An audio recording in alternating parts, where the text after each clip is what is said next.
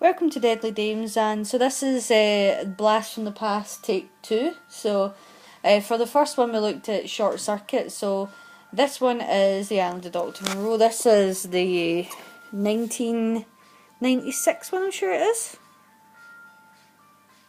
It is that old, but I can't actually find the date on the back of it, but I'm sure it's 1996. So, I was kind of prompted into watching this because I'd watched the documentary that I got through from Nucleus Films about the doomed journey of Richard Stanley's Island of Dr. Moreau, and it kind of, after watching the documentary, it prompted me to think, oh, I watched this film again, I really want to know whether this is as bad as the documentary's making it out to be, and it really wasn't that bad. I mean, I haven't seen this movie in probably about 8 years, in a long time. In fact, the last time I seen it was on VHS, and I remember I picked up this DVD, and I actually paid quite a lot of money for it, but I actually picked this up because we watched Island of Lost Souls, and then we watched the 1970s or 1980s version of the Island of Dr. Moreau that's got the guy from Logan's Run in it.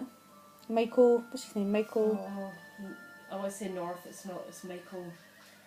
I can't remember his name, but it's the guy that's in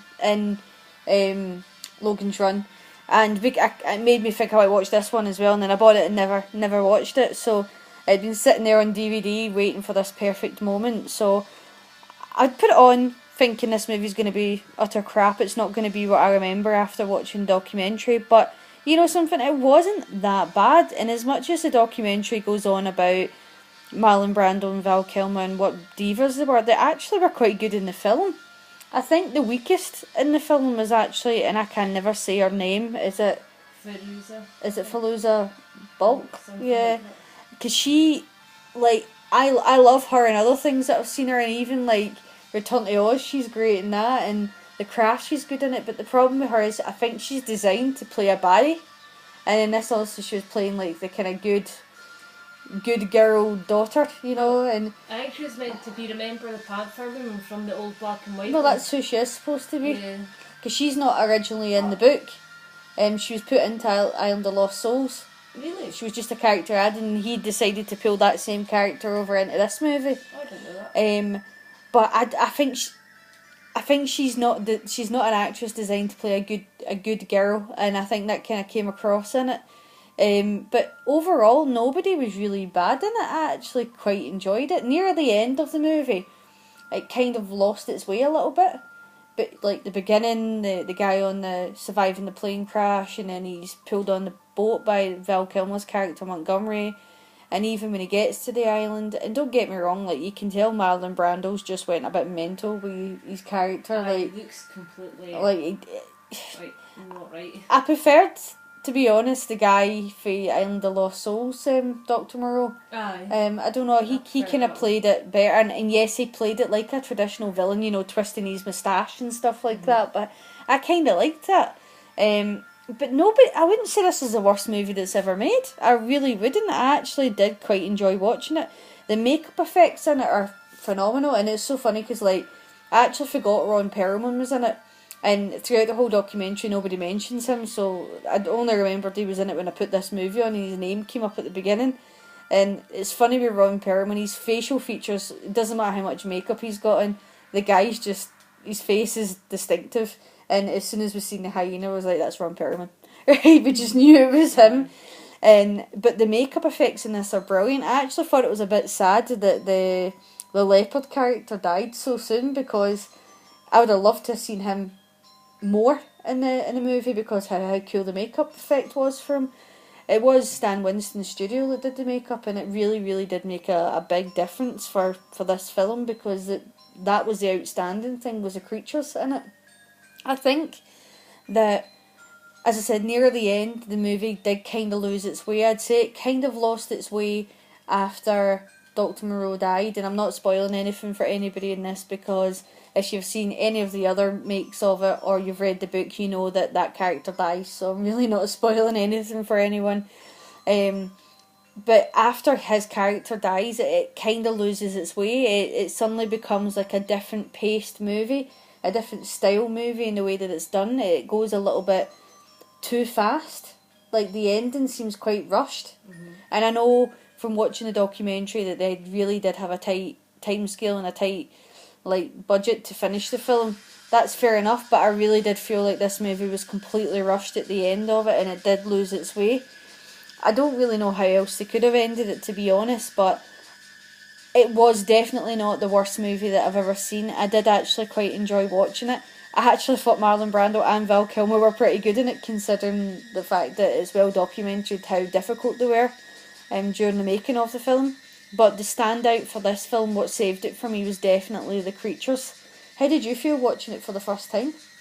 I don't think it was too bad, if I'm honest.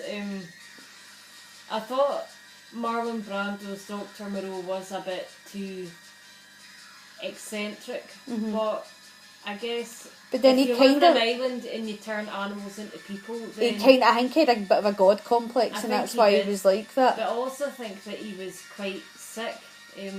I don't think he coped with the heat very well, and I think that was part of the reason why he looked the way that he did. Because he was 'Cause covered when you in first face see him, sunscreen. Well, when you first see him, you think he's painted his face white, and he's wearing white gloves, and he's dressed in white with this freaky hat, and at first you think, what's going on here? But then you realise later on that is sunscreen, and He just can't stand cope with the heat. in the heat. But I generally, I mean, from watching this movie again, my memories of this movie from when I was younger, it was both myself and my sister watched it, is we actually both really liked it. I remember we actually watched the VHS multiple times because we loved the creatures and we loved the idea and the storyline. Rewatching it again now, I got the same feeling. I really, really enjoyed watching it. I enjoyed the creatures. As I said, if the creatures were done differently, I don't know if I would have enjoyed the movie as much, but I sympathised with the hyena because his friend was shot, and Well, that was against our laws. it was again, but that was Val Kilmer's character going a little bit crazy. I mean, his character does go a little bit mental, and again, that's probably a bit of a god complex with what they're doing. I mean, these control these animals through fear and pain. These animals are confused because they're animals, they've got animal instincts, but they're also humans, so they've got human instincts, and they're totally confused, they're conflicting. But then they've been told that there's all these, that they need to stick to these laws or they'll be punished, but then they see Val Kilmer's character Breaking the laws. breaking the rules that him and Dr. Moreau had set. So it conflicts them, and I actually really enjoyed following the hyena story. To be honest, I quite would have liked to have seen him make it, but I understand why it didn't quite go that way. But I think the end of the movie, as I said, very rushed, and you could see that I don't think they quite knew how they wanted it to end. But up until then, I really did enjoy the movie. I don't think it's a bad film at all. I would definitely watch this film again. It's going to go back on the shelf next to the other versions of this film. I would actually quite like to see this movie remade again. I think it should not be. with CGI, practical effects all the way, because I'm a practical effects type of person. But I think this movie could be remade again, and remade probably how a lot of the people that go into these films want to do it, but due to budget or I don't know, movie restraints, it just doesn't happen. But I think there's a potential there to actually see a different version of this movie, and I'd quite like to see it one day. But hopefully you've liked this blast from the past, and you do like I did, and if you watch the documentary, go and watch the movie yourself and judge it yourself. Don't just go on the fact that throughout the documentary they talk about how it's the worst movie ever made. I know we said in our previous video we have seen far, far worse movies. Just go and watch Catwoman or The Howling 3 and you'll see what I mean. There are worse movies out there than this one. This movie's actually pretty good. And if anything, just watch it for the creatures effects because they're amazing. They really stand out in this movie. But as always, thank you for watching. Any comments, please leave them below. And please like and subscribe. Take care.